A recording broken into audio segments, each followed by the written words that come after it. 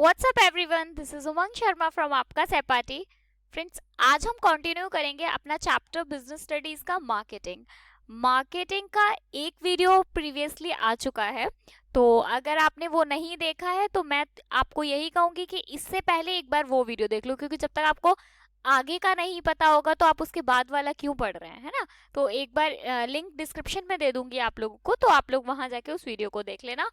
दूसरी चीज ये कि मैंने इस चैप्टर का जो फर्स्ट वीडियो था उसमें भी ये बात कही थी और इसमें भी कह रही हूँ कि जैसे अब तक बाकी चैप्टर्स थे तो उनमें मैं हमेशा आपको बोलती थी कि आप ये चीज़ चेंज नहीं कर सकते, आपको इन्हीं वर्ड्स में लिखना पड़ेगा, आप इनको अपने वर्ड्स में चेंज नहीं कर सकते। लेकिन इस चैप्टर में आप बिल्कुल चिल होकर मतलब लिख कर आ सकते हो, क्योंकि ये चैप्टर कैसा है, आप अपनी अंडरस्टैंडिंग से आपको चीज़ें लिखनी है। मतलब मैं आपको समझा रही हूँ, एक बार वीडियो अच्छे से समझ लो। मुझे लगता है कि अगर आपने ये वीडियो देख लिया ना, तो उसके बाद में आपको कुछ भी इसमें पढ़ने की ज़रूरत नहीं होगी, एग्जाम में आएगा और आप फटाफट से लिख दोगे।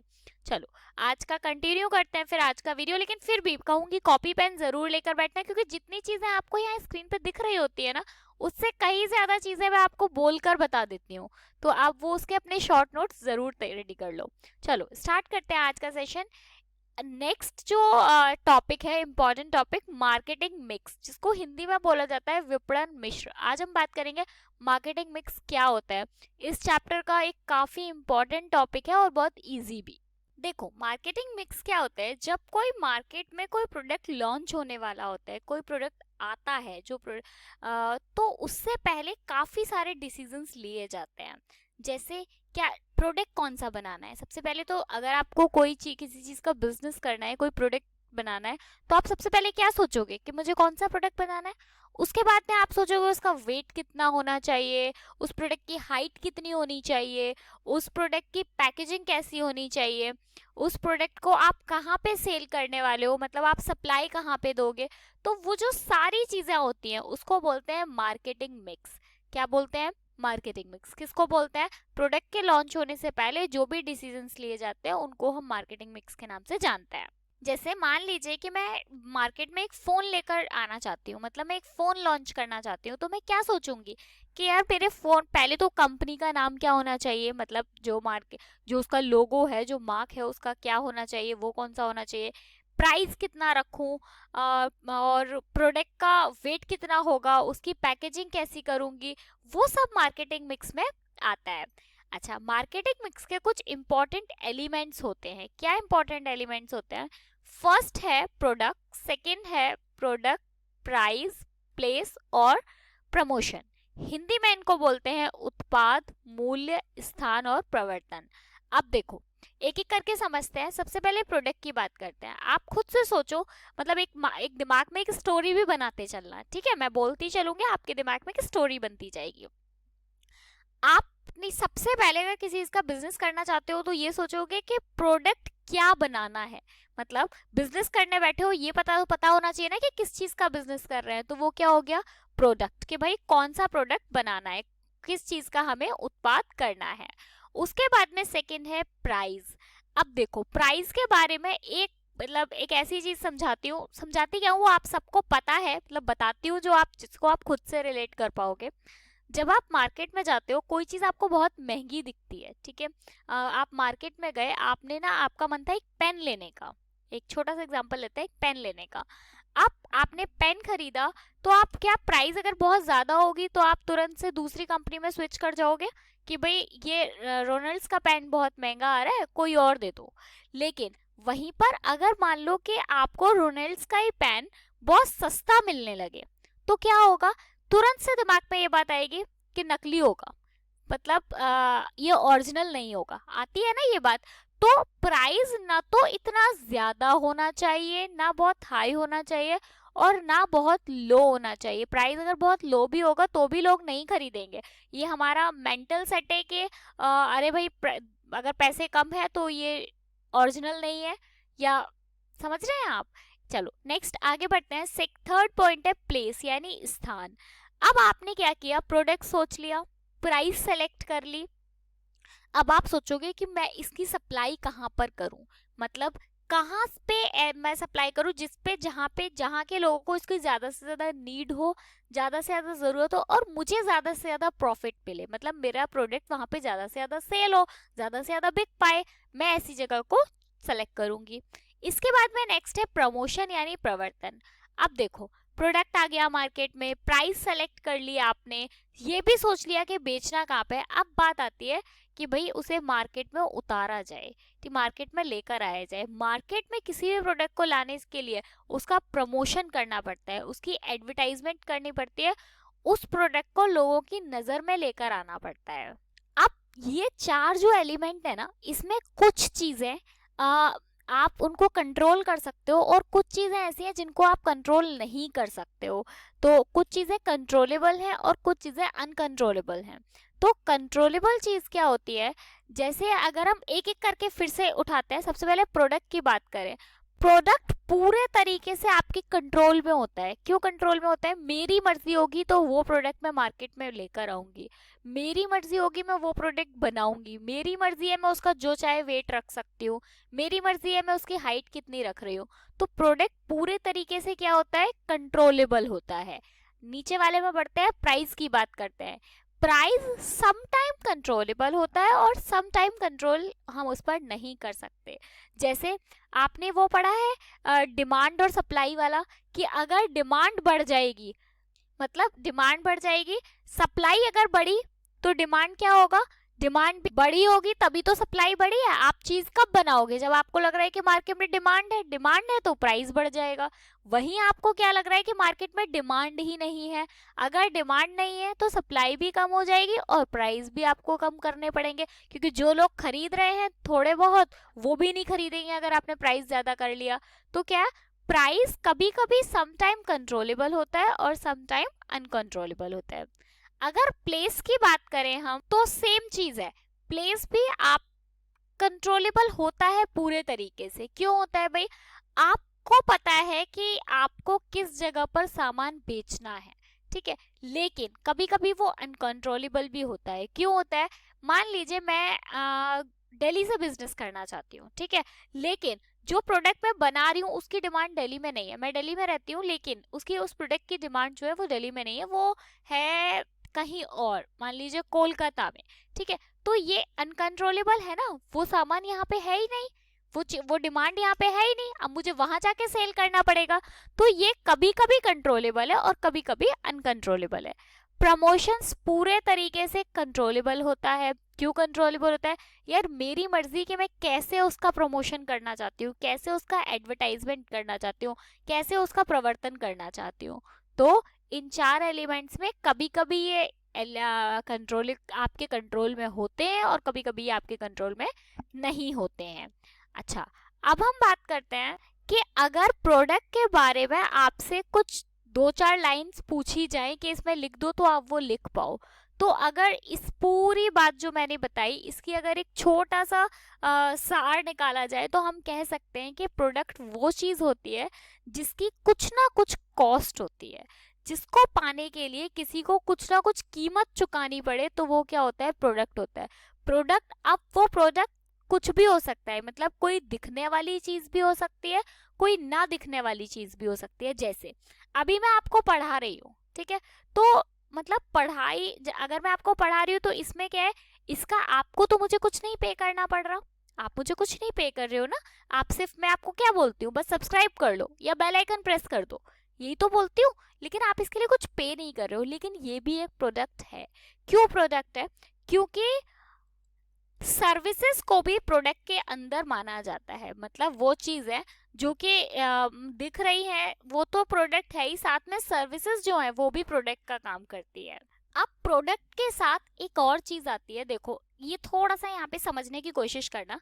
जब हम अभी तक मार्केट के बारे में पढ़ रहे थे, उसके बाद तुरंत से एक नाम आया मार्केटिंग मिक्स, ठीक है। मार्केट के बारे में चीज जब कोई लॉन्च होती है, उसमें जो डिसीजंस लिए जाते हैं उनको क्या बोलते हैं? Marketing mix. ऐसे ही प्रोडक्ट के बारे में, प्रोडक्ट के लॉन्च होने से पहले जो डिसीजंस लिए जाते हैं वो होते हैं प्रोडक्ट मिक्स। प्राइस को ध्यान से समझना बहुत इजी है, लेकिन अगर बुक में पढ़ने जाओगे तो बहुत टफ लगेगा, ठीक है। ऐसे ही अगर हम प्राइस की बात करें तो प्राइस डिसाइड करने से पहले, किसी प्रोडक्ट का प्राइस डिसाइड करने से पहले जो भी डिसीजंस लेने पड़ते हैं, प्राइस कितना रखना है, कितना ऊपर करना है, कितना कम करना है, वो सारी चीजें आती हैं प्राइस मिक्स के अंदर। सेम ऐसे प्लेस मिक्स होता है और प्रमोशन मिक्स होता है। ठीक है, इसमें कोई कंफ्यूजन नहीं होना चाहिए। अच्छा, अब हम आते हैं अपने सेकेंड टॉपिक पर, ब्रांडिंग। देखो, ब्रांडिंग क्या होता है, मेनली अगर देखा जाए ब्रांड को समझने के लिए आपको नीचे वाले 2, 3 और 4 पॉइंट समझना बहुत जरूरी है। एक होता है ब्रांड नेम, एक होता है ब्रांड मार्क और एक होता है ट्रेड मार्क। ब्रांड मार्क क्या होता है, सॉरी ब्रांड नेम क्या होता है, पहले ब्रांड नेम समझाती हूँ। ब्रांड नेम में क्या होता है, एक होता है जेनरिक नेम और एक होता है ब्रांड नेम। क्या होता है, जेनरिक नेम और एक ब्रांड नेम। जेनरिक नेम और एक ब्रांड नेम लिखा हुआ है। अब इनमें क्या फर्क है वो समझो। देखो, एग्जाम्पल के साथ समझाती हूँ, जल्दी से समझ में आ जाएगा। अगर मैं बात करूं, मैंने बोला कि मैं एक कैमरा लॉन्च करना चाहती हूँ या मार्केट में एक कैमरा आ रहा है, तो कैमरा जो है ना वो उसका जेनरिक नेम है। लेकिन वही मैं बोलूँ कि मैं सोनी का कैमरा लेकर आई हूँ, तो सोनी क्या हो गया, वो ब्रांड नेम हो गया। मतलब कैनन जो हो गया वो ब्रांड नेम हो गया। अगर हम सोप की, साबुन की बात करें जिससे हम नहाते हैं, तो वो क्या है, साबुन मतलब सोप एक जेनरिक नेम है। वहीं लक्स, संतूर और ये जो भी आते हैं पियर्स वगैरह, ये इनके ब्रांड नेम हो गए। ठीक है, आगे बढ़ते हैं ब्रांड मार्क की तरफ। ब्रांड मार्क क्या होता है, आप लोगों को पता होगा जब भी आप कोई ब्रांडेड चीज खरीदते हो तो उसका अपना एक अलग सिंबल होता है। ब्रांड मार्क को आप सिंबल के नाम से जानते हो। जैसे फास्ट ट्रैक की बात करें, अगर हम फास्ट ट्रैक की वॉचेस आती है तो वो जो उसका सिंबल है कुछ इस तरीके का होता है, मतलब मुझे एग्जैक्टली बनाना तो नहीं आता, और ये इसमें ऑरेंज कलर फिल होता है, कुछ इस तरीके का होता है ना, तो वो उसका सिंबल है। ऐसे ही नाइकी, आपको पता है कि नाइकी का सिंबल जो होता है वो ऐसे होता है, राइट कट एक होता है। तो जब कंपनीज अपना ब्रांड नेम, समझ में आ गया, ब्रांड मार्क बनाती है, तब उसमें कुछ ना कुछ उनका मैसेज भी होता है। तो जैसे नाइकी का है, बाकी ऐसे हैं जिनका हमें समझ नहीं आता, लेकिन होते कुछ ना कुछ सिंबल्स उनके मैसेजेस ही हैं। तो ब्रांड नेम समझ आ गया, ब्रांड मार्क समझ में आ गया। अब अगर ट्रेडमार्क की बात करें, अगर कंपनी अपने ब्रांड मार्क को, अगर कंपनी अपने ब्रांड मार्क को रजिस्टर करवा लेती है तो उसे क्या बोलते हैं, हम ट्रेडमार्क बोलते हैं। होप आपको ये 3 समझ आए होंगे। ठीक है, ब्रांड नेम में जेनरिक नेम, ये आपको याद करना पड़ेगा क्योंकि ये आपको लिख कर आना है। ब्रांड नेम है, जेनरिक नेम और ब्रांड नेम, 2 अलग अलग पार्ट्स हैं। इसके बाद ब्रांड मार्क क्या होता है, कंपनी के जो सिंबल्स होते हैं। ट्रेडमार्क, अगर कंपनी अपने ब्रांड मार्क को रजिस्टर करा लेती है तो वो उसका ट्रेडमार्क बन जाता है। अब इसकी कुछ एडवांटेज हैं।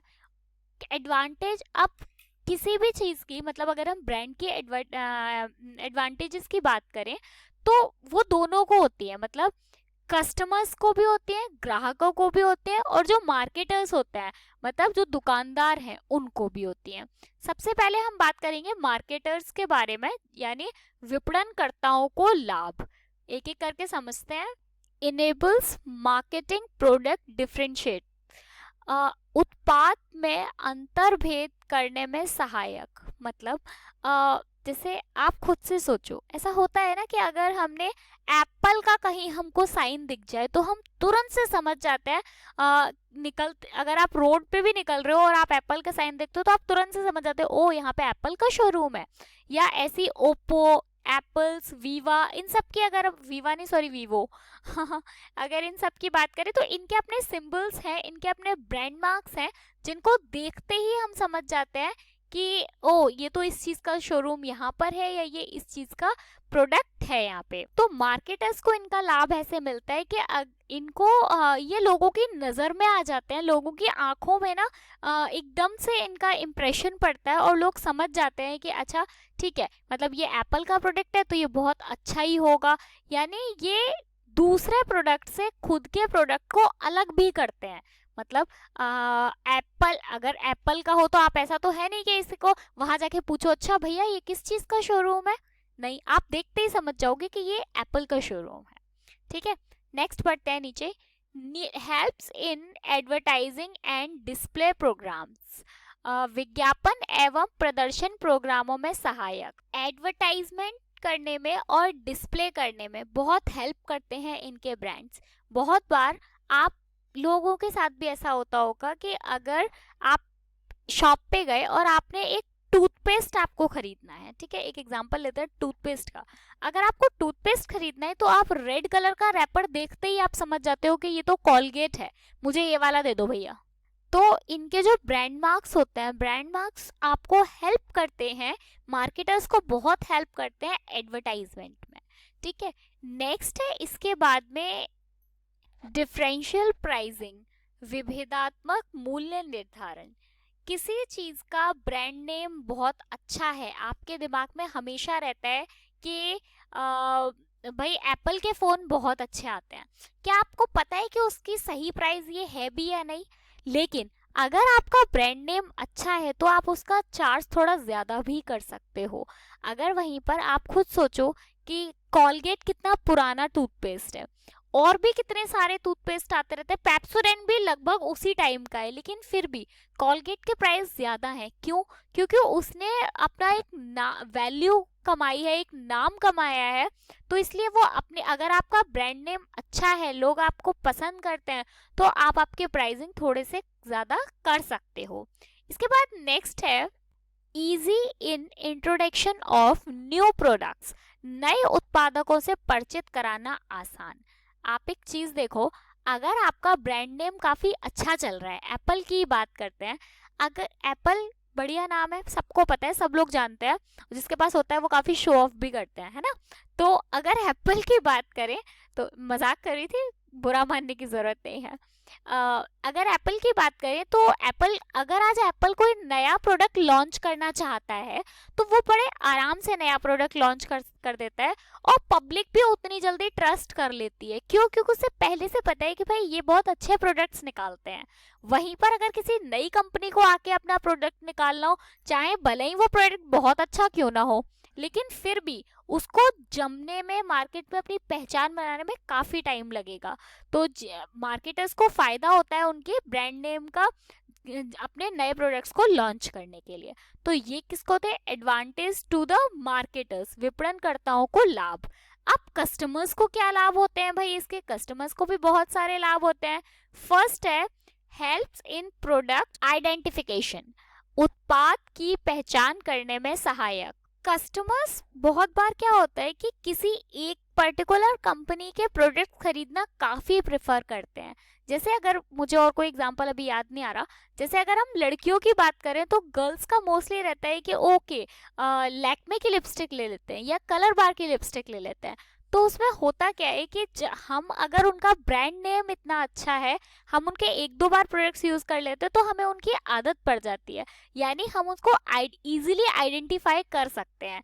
एज अ कस्टमर सोचा जाए तो हम उन प्रोडक्ट्स को ज्यादा प्रेफर करते हैं, उनको जल्दी आइडेंटिफाई कर लेते हैं जिनके ब्रांड नेम अच्छे होते हैं। उसके बाद इंश्योर्स क्वालिटी, गुणवत्ता सुनिश्चित करना।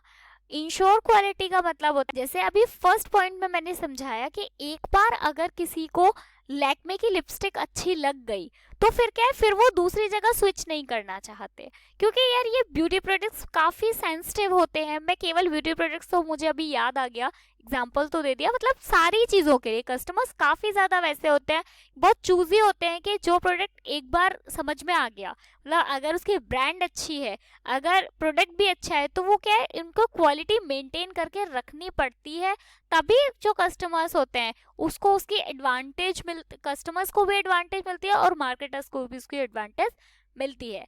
स्टेटस एंड सिंबल, ये तो बहुत मतलब सब समझते हैं, ये तो सामाजिक सम्मान का प्रतीक।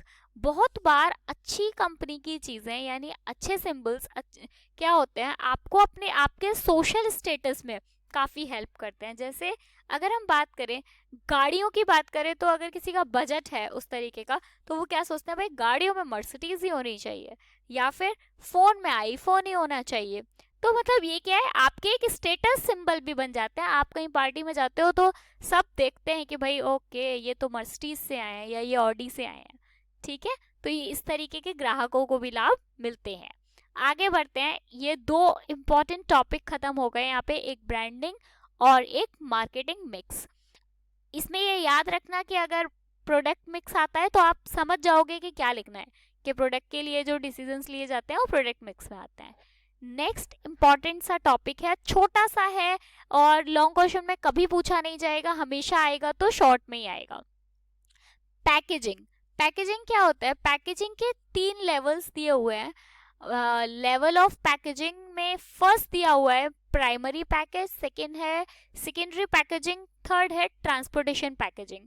प्राथमिक पैकेज, द्वितीयक पैकेजिंग, परिवहन के लिए पैकेजिंग। देखो क्या होता है, अगर हम प्राइमरी पैकेज की बात करें तो एक एग्जांपल दूंगी जिससे तीनों को समझ में आ जाएगा।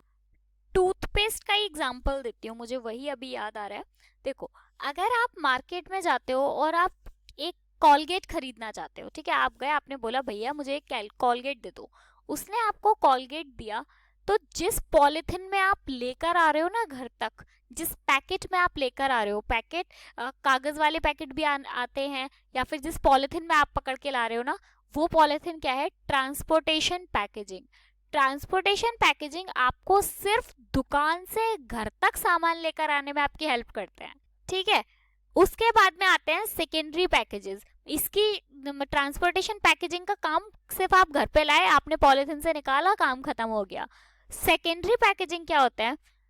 आपने देखा है कॉलगेट, मतलब आप कोई भी ट्यूब, कॉलगेट की जो ट्यूब आती है उसके ऊपर से एक कार्डबोर्ड होता है, एक गत्ते का होता है ना कार्डबोर्ड, वो क्या है? वो सेकेंडरी पैकेजिंग है। वो सिर्फ आपके प्राइमरी पैकेज को थोड़ी सी और ज्यादा केयर करता है, उसकी एक्स्ट्रा प्रोटेक्शन करता है, आप ऐसे बोल सकते हो। उसके बाद आते हैं प्राइमरी पैकेजिंग पे। तो प्राइमरी पैकेजिंग क्या होता है? जो ट्यूब होती है ना जिसके अंदर कॉलगेट निकलता है, वो प्राइमरी पैकेज होता है। तो अगर सीधे सीधे बोले तो प्राइमरी पैकेज क्या होता है? जो कॉलगेट की ट्यूब है वो प्राइमरी पैकेज है, प्राथमिक पैकेज है। उसके बाद में जो कार्डबोर्ड है जिसके अंदर वो ट्यूब रख के आ रही है, वो द्वितीयक पैकेज है। और जिस पॉलिथिन में आप घर तक लेकर आ रहे हो, वो परिवहन के लिए पैकेजिंग यानी ट्रांसपोर्टेशन पैकेजिंग है। अब ये जरूरी नहीं है कि सारे प्रोडक्ट्स में ये तीनों टाइप की पैकेजिंग हो। यार मान लो आपके बगल वाली शॉप थी, घर के जस्ट बगल में थी, ठीक है, आपने पॉलिथिन नहीं लिया, पॉलिथिन में नहीं लेकर आए, आप ऐसे ही ले आए घर पे, तो ये तीसरा वाला नहीं होगा, केवल फर्स्ट और सेकंड होगा। समझ गया? शॉप पे काफी दिन का पुराना कोई पैकेट पड़ा हुआ था लेकिन अभी वो एक्सपायर नहीं हुआ है, तो मान लीजिए उसका वो जो कार्डबोर्ड था वो भी फट गया, तो द्वितीयक पैकेजिंग यानी सेकेंडरी पैकेजिंग भी हट गई, यानी प्राथमिक पैकेज बचा, प्राइमरी पैकेज बचा। तो हम कह सकते हैं कि प्राइमरी पैकेजिंग वो पैकेजिंग होती है जो प्रोडक्ट तब तक चलती है जब तक कि आपका जो सामान है वो खत्म नहीं हो जाता। जब तक आप सामान को यूज करोगे तब तक प्राइमरी पैकेजिंग होगी। ठीक है, समझ में आ गया? आगे बढ़ते हैं। इसके बाद है नेक्स्ट फंक्शन ऑफ पैकेजिंग, यानी पैकेजिंग के महत्व। क्या महत्व है? क्यों पैकेजिंग इतनी इंपॉर्टेंट होती है? कि पैकेजिंग पैकेजिंग काफी देर से सुन रहे हैं, तो पैकेजिंग इतनी इंपॉर्टेंट क्यों है? फर्स्ट दिया हुआ है प्रोडक्ट आइडेंटिफिकेशन, उत्पाद की पहचान करना। पैकेट यानी जो उसकी पैकेजिंग है वो आपको हेल्प करती है प्रोडक्ट को पहचानने में। येलो कलर के, अगर आप शॉप पे ये सोच कर गए हो या सोच के नहीं भी गए, आपको एक बड़ा सा येलो येलो कलर का कुछ दिखता है तो आप समझ जाते हो कि ये मैगी रखी हुई है, ठीक है, और आप मैगी लेकर घर पे आ जाते हो। ऐसे ही अगर आप पेस्ट खरीदना चाहते हो, टूथपेस्ट रेड कलर का दिखता है तो आप समझ जाते हो कि ये लाल लाल है, ओके ये तो कॉलगेट ही होगा। ब्लू ब्लू दिख रहा है तो इसका मतलब ये पेप्सोडेंट होगा। तो ये हेल्प करती है आपको प्रोडक्ट को पहचानने में। नेक्स्ट है प्रोडक्ट प्रोटेक्शन। प्रोडक्ट प्रोटेक्शन उत्पादन संरक्षण प्रोडक्ट को प्रोटेक्शन करने में तो हेल्प करती है। अब मान लो ऐसा होता कि कॉलगेट जो है वो ट्यूब में ना आता, मतलब ऐसा होता कि आपको बोलते कि अपने घर से एक डिब्बा ले आओ और उसमें हम आपको किलो के या ग्राम के हिसाब से आपको टूथपेस्ट दे देंगे। कैसा होता? आप सुबह सुबह कटोरी में ब्रश डाल के कर रहे होते तो, है ना? तो इसलिए ये आपके प्रोडक्ट को भी प्रोटेक्शन देती है भाई, उसके अंदर ना उसमें जम्प, ट्यूब में अगर आप कैप लगा के रखते हो तो जम्प्स नहीं जाते अंदर, और आप उसे लंबे टाइम तक यूज करते रहते हो, उसमें फंगस नहीं आती, उसमें पानी नहीं जाता अंदर। तो ये क्या है, आपके प्रोडक्ट को काफी हेल्प करते हैं। उसके बाद में third, facilitating use of the product, उत्पाद के उपयोग में सरल। अब जैसे मैंने अभी एक ऊपर एग्जांपल दिया कि अगर आपको टूथपेस्ट ऐसा होता कि आपको ट्यूब में ना मिलके कटोरी में मिल रहा होता या पॉलिथिन में मिल रहा होता, तो क्या उस प्रोडक्ट के मतलब जो कन्वीनियंस है वो उतना कन्वीनियंस होता? बिल्कुल नहीं होता। क्यों? अब मान लीजिए जैसे टमाटो केचप आता है, ठीक है, उसकी जो बॉटल आती है, आप उसमें से आराम से जितना सा आपको चाहिए आप उतना अपनी प्लेट में निकालते हो और उसे खा लेते हो। अब वहीं पर ये होता कि मान लो वो चीज आपको उस फॉर्म में ना मिलके पॉलिथिन के पैकेट में मिल रही होती, आप चम्मच से निकालते हो उसमें कि थोड़ा वेस्ट भी होता, लेकिन वहीं पर आप क्या करते हो, बॉटल में मिल रहा है, आप तब तक उसे यूज करते रहते हो जब तक बॉटल में बिल्कुल खत्म नहीं हो जाता।